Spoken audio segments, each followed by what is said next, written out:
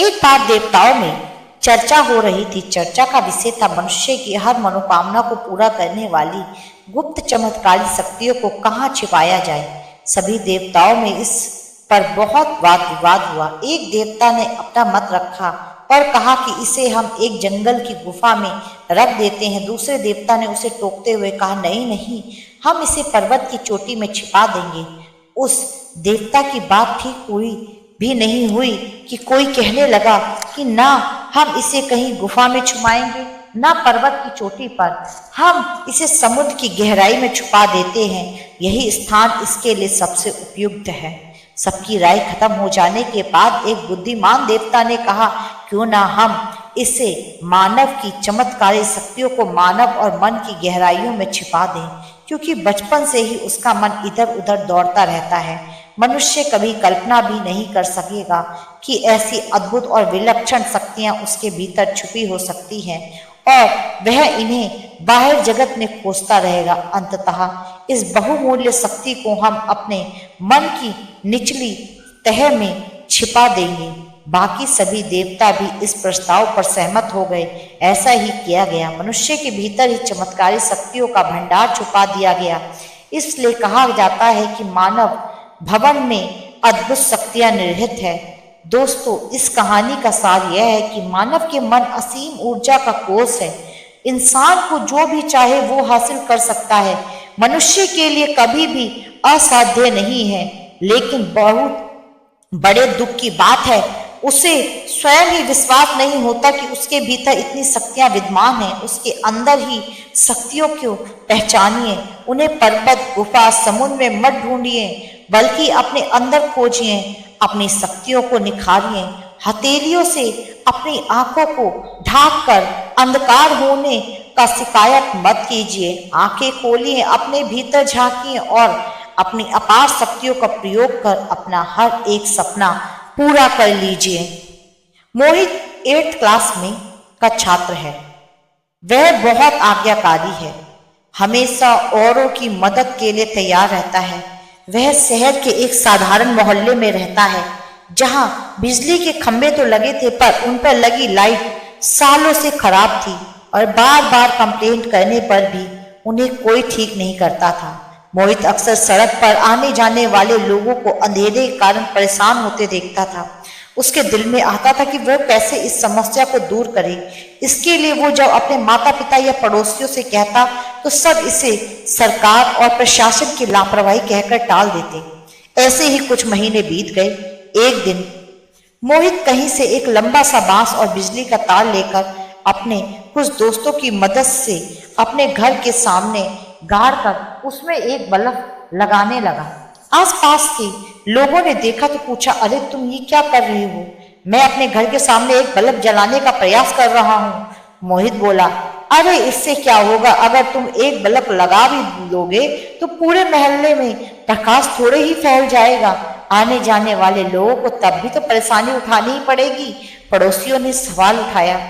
मोहित बोला, आपकी बात सही है, पर ऐसा करके मैं कम से कम अपने घर के सामने से जाने वाले लोगों को परेशानी से बचा ही पाऊंगा। और ऐसा कहते हुए उसने एक बल्ब वहां टांग दिया। रात को जब बल्ब जला तो बात पूरे मोहल्ले में फैल गई। किसी ने मोहित के इस कदम की खिल्ली उड़ाई तो किसी ने उसकी प्रशंसा की। 1-2 दिन बीते तो लोगों ने देखा कि कुछ घरों के सामने लोगों ने बल्ब टांग दिए। फिर क्या था, महीने बीतते बीतते पूरा मोहल्ला प्रकाश से जगमगा उठा। एक छोटे से लड़के के एक कदम ने इतना बड़ा बदलाव ला दिया था कि धीरे धीरे पूरे शहर में ये बात फैली। अखबारों में भी इस तरीके की प्रमुखता में छपा और अंततः प्रशासन को भी अपनी गलती का एहसास हुआ और मोहल्ले में स्ट्रीट लाइट्स को ठीक करा दिया गया। फ्रेंड्स, कई बार हम बस इसलिए किसी अच्छे काम को करने से संकोच करते हैं क्योंकि हमें उससे होने वाले बदलाव बहुत छोटा प्रतीत होता है, पर हकीकत में हमारा एक छोटा सा कदम एक बड़ी क्रांति का रूप लेने की ताकत रखता है। हमें वो काम करने से नहीं चूकना चाहिए जो हम कर सकते हैं। इस कहानी में भी अगर मोहित के उस स्टेप की वजह से पूरे मोहल्ले में रोशनी नहीं भी हो पाती तो उसके वो कदम उतना ही महान होता जितना कि रोशनी हो जाने पर मोहित कि इस तरीके से हमें भी बदलाव होने की इंतजार नहीं करना चाहिए, बल्कि जैसे कि गांधी जी ने कहा है कि हमें खुद को बदलाव बनाना चाहिए। जो हम दुनिया में देखना चाहते हैं, तभी हम अंधेरे में रोशनी की किरणें फैला सकते हैं। यदि आपको सुखी रहना है तो किसी से अपनी तुलना नहीं करो। आप ही हो, आपके समान कोई नहीं। फिर क्यों दूसरे से अपनी तुलना करना, ईर्ष्या करना। आइए इस बात को एक कहानी के माध्यम से समझते हैं। एक कौवा जंगल में रहता था, अपने जीवन से संतुष्ट था। एक दिन उसने एक हंस को देखा। यह हंस कितना सुंदर और कितना सफेद लगता है, उसके मन में सोचा। उसे लगा कि यह सुंदर हंस दुनिया में सबसे सुखी पंछी होगा, जबकि मैं तो कितना काला हूं। यह सब सोचकर वह काफी परेशान हो गया। उसने रहा नहीं गया, उसने अपने मनोभाव हंस को बताया। हंस ने कहा, वास्तविकता ऐसी है कि पहले मैं खुद को आसमान के पास सभी पंछियों में सुखी समझता था, लेकिन जब मैंने तोते को देखा तो पाया कि उसके रंग 2 रंग हैं। तब बहुत ही मीठा बोलता है। तब से मुझे लगा कि सभी पंछियों में तोता ही सुंदर और सुखी है।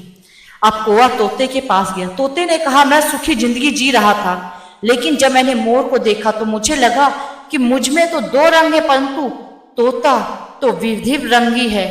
मुझे तो वह ही सुखी लगता है। फिर कौवा उड़कर प्राणी संग्रहालय गया, जहां पर कई लोग मोर देखने एकत्रित हुए थे।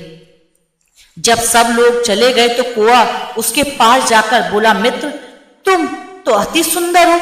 कितने सारे लोग तुम्हें देखने के लिए इकट्ठा होते हैं। प्रतिदिन तुम्हें देखने के लिए हजारों लोग आते हैं, जबकि मुझे देखते ही लोग मुझे उड़ा देते हैं।